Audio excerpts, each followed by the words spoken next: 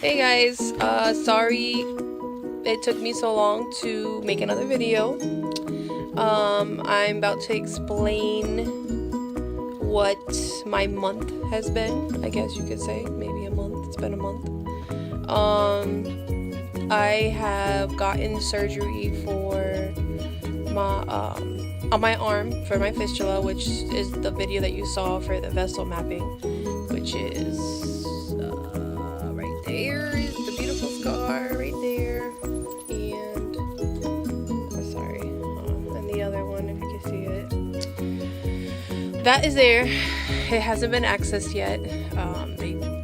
I think they're holding off on accessing it for now. I also have my port that I got, but you guys seen that surgery. Still got that access from still. Right now, last week I got my surgery for my PD. Yay! So it's healing. Sorry for the cleavage. It's all here. This is the scar. That's the scar. That scar right there is an old scar from the gallbladder, so it's gonna be twins. This is the catheter, and sorry, and that's the exit wound. My husband Theodric is changing it now because I have to change it every day until it heals completely, and that's what you're about to see. So put it like this. Okay guys, there you go. Sorry. Yeah. Ow! Shit! I pulled something. Sorry. Okay. So there it goes. That's Theo. Like I said, it's bedtime, so I'm in my robe. So I don't want to be sprayed on social media. Okay, this is, I'm gonna go and turn it around. This is the setup, gauze, and with clean. So we have the antimicrobial liquid soap for sensitive skin. We have non-latex gloves. We have the gauze that we're going to be using. This is a bowl that is for me to get the glue off of her skin. Make sure you don't go into the wound with the alcohol. It's just to remove the adhesive from the tape that's on her skin. And then the hand sanitizer. And the hand sanitizer. That's just very important. Yes. So, and I also have water, which I have no idea what you're doing. Distilled water.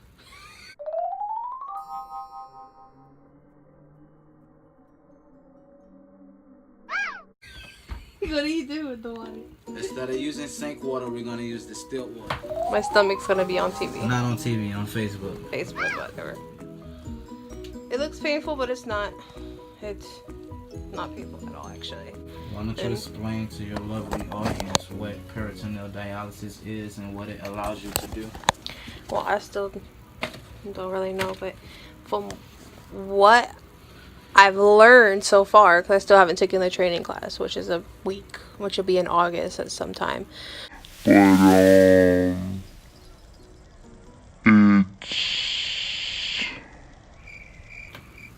a solution, a bag of solution, where you connect yourself. Basically, I'm just going to do a short summary because I'm sure there's a lot more to it. You connect yourself, you put the solution in, you sit there for about 45 minutes to let it kick in, and then dwell. And then you get another bag and connect yourself again, or reconnect yourself, and you empty the solution that you put it in yourself, and it takes all the toxins and all that stuff that dialysis does from your peritoneal lining. Cavity. So for anyone, the peritoneal cavity, you don't have to keep putting it on me. They can hear me. He's just the background voice, sorry. Right, I'm the narrator. The peritoneal cavity is where your organs lie. Your abdominal organs lie behind the peritoneal cavity. It kind of is a layer, a membrane that protects the organs. This port, the catheter that's inside of her for peritoneal dialysis, which is a lovely form of dialysis It's less invasive, and it allows your loved ones to stay at home with you. They don't have to go spend every other day 4 hours to 5 hours a day, every other day in a seat at a dialysis clinic. It allows them to be at home and kind of take control of their dialysis treatment. Okay, so like I was saying, peritoneal dialysis, that's a summary basically. She hasn't started training yet, so once she starts training, she'll be able to be more informative about the information that she's Yeah, relaying. exactly. I just gave you A brief synopsis a common, of yeah, exactly. what's been going on. Yeah, I'm sure there's a lot more to it. It's a week-long training, Monday through Friday. I'm not sure how long, maybe 4 or 5 hours. But she also told me, the PD nurse told me that she was also gonna give me a lot of stuff in writing too, so we can know. But okay, you ready? Mm-hmm. So you need to take the tape So off first. now I'm going to start removing the tape. So what I'm going to do, I'm going to start from, I would say right here. I mean, you can do it any way you want. It's optional. Okay, so I want to kind of start here just to keep this stable.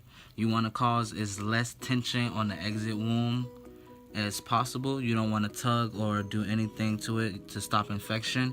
You want to keep this good and clean for about 3 weeks so she's able to start using it from home when she'll start doing her manual exchanges. And exchange is basically when you put the fluid into the catheter. You connect the bag to the catheter, and you put the dextrose inside of there, which is going to do osmosis. Fun, everything that we learned in biology in 10th grade all over again. He knows more. Eventually just kind of pull all the toxins out of her body versus sitting on a dialysis machine for almost, what would you say, how many Well, they say like 45 minutes. Oh, the hours and dialysis machine? Yeah. Right now I'm on 3.5 hours. Yeah. All right. So we're cleaning. So I got some distilled water. I got the antimicrobial liquid soap. I'm gonna put some on there. Let's see. Dump it in the water, distilled water. We wanna make sure we keep it. We just recently found out that there's a lot of bacteria in inside of tap water. So that's why I'm using distilled water. I mean, it's your preference what you want to use. I prefer distilled over purified because purified is clean with chemicals, and you know, just better safe than sorry, you know.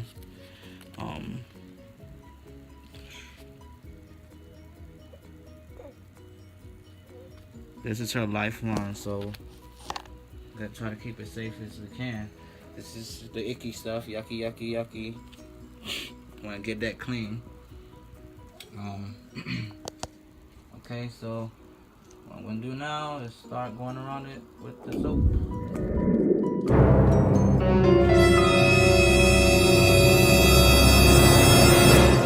The exit site is really not that bad as it looks. It's more intimidating. I guess the bark is scarier You than the gotta bite. understand it's a tube coming out of your stomach. Okay, so right here, I'm just going to lift the peritoneal catheter up just a little bit. You don't want to pull or cause any tension on it. You want to keep it as stable as possible just to prevent any infection from the site. Okay, so you can put this up. You wipe around it. I hate touching it. I'm not gonna lie. I hate it. I was petrified when they said I had to do this. I don't even like talking over it. But this is what you do. You kind of want to like keep it clean to stop infection. And you kind of want to just wipe outwards. You know, you don't want to wipe in the same spot. Yeah, you don't want to wipe the germs or any type of anything that's around it toward it. You kind of want to like come out. Yeah. All right.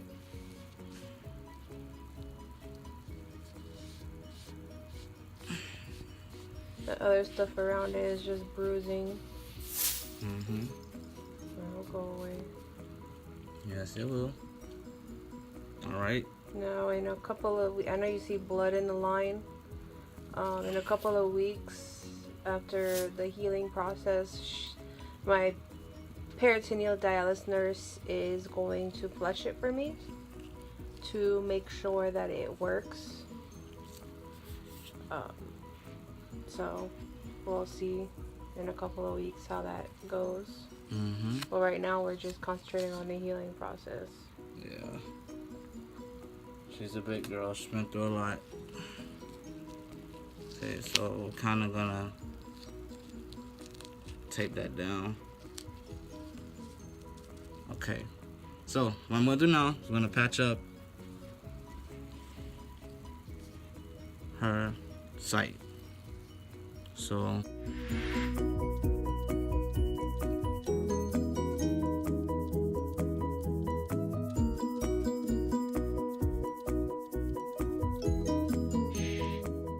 Okay guys, so now I'm just going and applying the surgical tape on all four corners of the gauze just to ensure that it is stable and that the gauze is able to breathe still so the exit wound can heal properly. Okay, so we're just finishing up here. What I'm doing is I'm making bridges with the tape to give it some slack so it don't tug on her exit wound. So you kind of put it over here. You put them. And when I say creating a bridge, guys, that's basically you squeezing the surgical tape very softly around the catheter and placing the access tape on the skin so that way it creates stability and doesn't disturb the exit wound or tug at it.